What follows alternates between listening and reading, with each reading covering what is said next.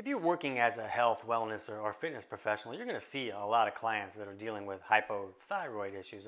All the cool kids have hypothyroid now, so you're going to see this, and a lot of them will come to you and be like, oh, well, I just can't lose weight because I'm hypothyroid, and they just kind of view it as like that's just the deal, and so I have a hard time. And they think the only solution is getting the perfect dose of the perfect medication, but you're going to understand in this video how liver issues can often be creating those thyroid problems.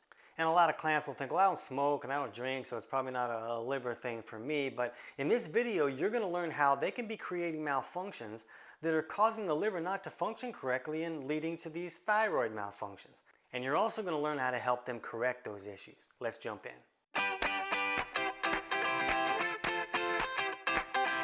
TC Hale is not a doctor and does not claim to be a doctor or licensed in any type of medical field. Don't be an idiot and use anything heard on the show as medical advice. This information should be used for educational purposes only, and you should contact your doctor for any medical advice. Now get off me.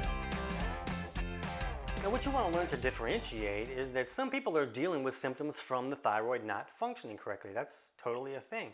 But a lot of people are dealing with symptoms that are actually coming from the underlying cause that is creating the thyroid malfunction. A lot of times that cause can be a liver issue. So understand that there are other causes for thyroid malfunctions for sure. We'll cover some of those in other videos. So to understand how liver issues can lead to thyroid malfunctions, we first need to look at some of the liver's jobs. And most people know that the main job of the liver is to filter out filth and toxins from the body. That's kind of its gig. It filters the junk out and removes it from the body. But what a lot of people don't know is that when the liver filters out this junk, it puts it into this bile that it makes. It makes this soapy substance called bile. And when we eat food and our stomach acidifies that food, once the food leaves the stomach and goes into the duodenum, the gallbladder squirts this bile down under the duodenum to help neutralize the acids that left the stomach. And this alkaline bile meeting with this acid that leaves the stomach creates a sizzle. And this sizzle really helps your clients bust that food apart and pull all the nutrients out of that food. So this is really important for two reasons. For the body to create thyroid hormones, we need proper fat metabolism. Well, we emulsify the fats that we consume with our bile. The bile is made to emulsify those fats so they can be broken down and properly metabolized. So the other issue that's really big is that when those filth and toxins are filtered out by the liver and the liver puts them into the bile that it makes, as the bile moves through the intestinal tract, then those filth and toxins can go out the back door. That's the main exit strategy. That's the main detox pathway for the body, as filth and toxins go out the back door by following the bile down through the intestinal tract. But for a wide variety of reasons, a lot of people's bile will become too thick and sticky to flow correctly. So when that bile isn't flowing correctly, it's not coming down and emulsifying all the fats that we consume, so we can't have that proper fat metabolism. It's also not alkalizing the acid product and creating that sizzle that helps us really bust the food apart and pull all the nutrients out of that food. And if bile isn't flowing correctly, all that filth and toxins that got filtered out by the liver, they're not going out the back door. So that means they get reassimilated into the system, and now the liver's got to filter it out all over again. The liver's like, hey, I just did that. And as the liver filters out the same toxins over and over again, it gets overwhelmed and it can't do all of its other jobs. So a client can feel like, hey, I'm only eating organic and free range and grass-fed and hand-washed by Egyptian princes type food, but if that bile can't move correctly and the toxins and filth can't be removed from the body, the liver can still be overwhelmed even though they feel like they're doing everything right. So here's where this becomes a big problem. Here's the meat of the whole thyroid issue, is that the T4 is not the active form of the thyroid hormone. That T4 needs to be converted to the active form of T3. Now the kidneys can do some of that, but the majority of this conversion happens with the liver. So if the liver is overwhelmed because it's filtering out the same junk over and over again and it can't do all of its jobs, this conversion doesn't happen.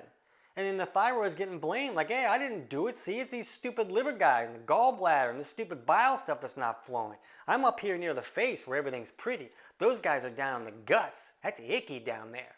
So it's not always the thyroid's malfunction that's creating the problems. A lot of times, things aren't working well for the liver to do all the jobs that it's supposed to do.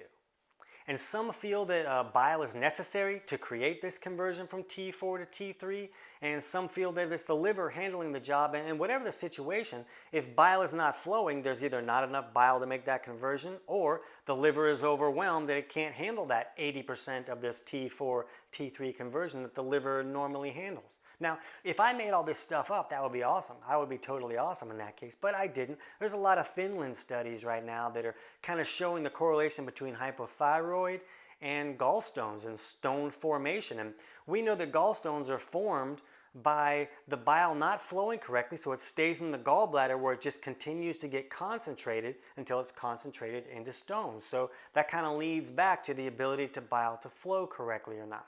We'll put the link to some of those studies in the description below this video. But you can see that when you really look at what's going on, it's kind of obvious that the liver really has to be functioning correctly for the thyroid to function correctly. Some other interesting connections is that a lot of people feel like this sphincter that allows the bile to flow down into the duodenum is called the sphincter of Oddi.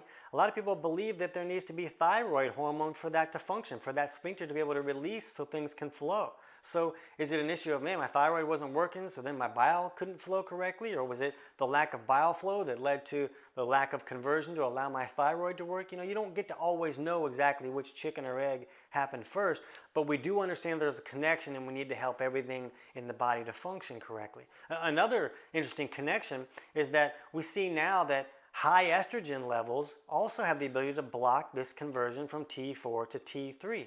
Well, we also know that high estrogen levels is one of the most common causes of bile becoming too thick and sticky to flow correctly. So if a client is on birth control or taking some type of estrogen medication, or maybe just the stress in their life is elevating stress hormones like estrogen, or maybe it's just stress in the body that's elevating stress hormones like estrogen. Because if there's stress in the body, if there's not enough resources or nutrients for the body to kind of allow all the functions it needs to happen, that's stressful to the body. The body's like, hey, I'm trying to pay $800 worth of bills with 12 bucks. That's a big stress to me. And when there's not enough resources, the body can raise stress hormones to help that function. So it's kind of fun when you kind of look at what's going on and it leads back to, oh, a body doesn't have enough resources.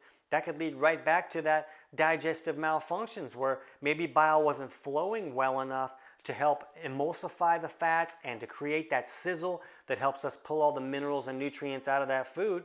And that led to a lack of resources for the body. So you really got to look at the whole system and what's going on, and don't let clients say, hey, my thyroid's broken, fix this.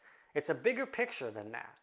Now, if you're not helping clients fix some of these digestive malfunctions, our Bio-I membership for health professionals has a lot of done-for-you courses that you can either give to your clients that help teach them how to figure out what aspects of digestion may not be going well and what steps would correct that. So you can give those courses to your clients, or you can sell them to your clients and you keep all the money. But I also teach how to do all this stuff in my book, Health Pro Results. And I'll put a link in the description below where you can get that entire book totally for free. And chapters 3 and 4 will kind of walk you through how to help clients fix any digestive malfunctions and to figure out if any bile flow problems are going on and how to fix that bile flow so that it'll move properly and stop causing this problem with the thyroid issues. So you'll find that book link in the description below as well. Since proper liver function can really be about proper digestion and proper bile flow, check out our playlist on helping clients optimize digestion. I can't wait to hear about your results.